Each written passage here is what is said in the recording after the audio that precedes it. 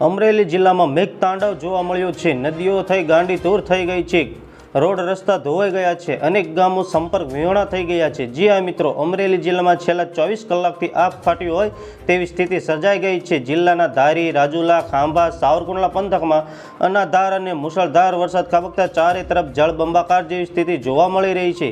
સતત વરસી રહેલા વરસાદને કારણે સ્થાનિક નદીઓમાં નાળામાં ઘોડા પૂર આવ્યા છે, જેના લીધે ગ્રામીણ વિસ્તારોમાં હાઈવે પર વાહન વ્યવહાર સંપૂર્ણપણે થઈ ગયો છે।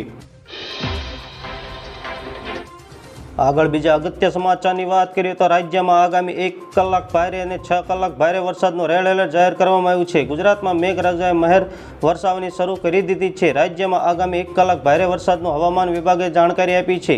રાજ્યના 6 જિલ્લામાં વરસાદનું રેડ એલર્ટ આપ્યું છે। 8 જિલ્લા ઓરેન્જ એલર્ટ જાહેર કરવામાં આવ્યું છે। 76 જિલ્લા માટે યલો એલર્ટ જાહેર કરવામાં આવ્યું છે। હવામાન વિભાગે આગાહી મુજબ સંપૂર્ણ સક્રિય થયેલ અપર સાયક્લોન સિસ્ટમ સીધી અસરને કારણે દક્ષિણ ગુજરાત અને સૌરાષ્ટ્રમાં મેઘરાજા જોરદાર બેટિંગ કરશે।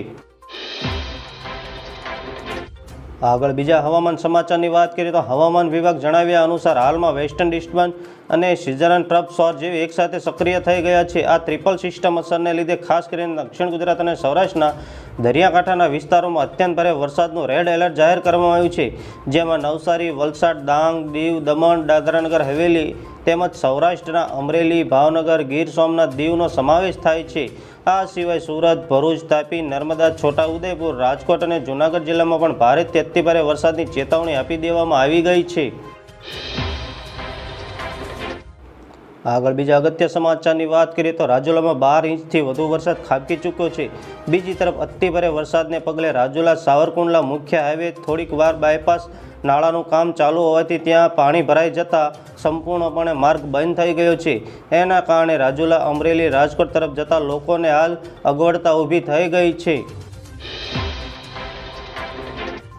આગળ બીજા અગત્ય સમાચારની વાત કરીએ તો ગુજરાતમાં મેઘરાજાએ છેલ્લા 24 કલાક દરમિયાન જોરદાર બેટિંગ કરી છે।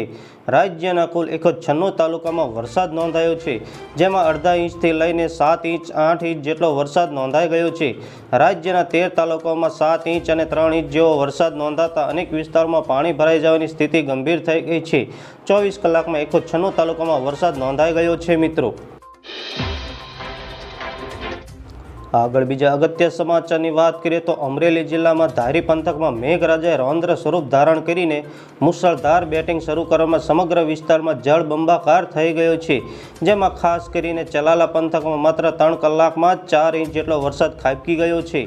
આ અતિવૃષ્ટિને કારણે ચલાલાની અમરેલીમાં જવાના મુખ્ય માર્ગ પર 2 ફૂટ જેટલા પાણી ભરાઈ ગયા હતા, જ્યારે ચલાલાથી ઢોરવલ અને ચલાલાથી મીઠા ડુંગરી જવાના માર્ગોમાં સંપૂર્ણપણે બંધ થઈ ગયા છે મિત્રો।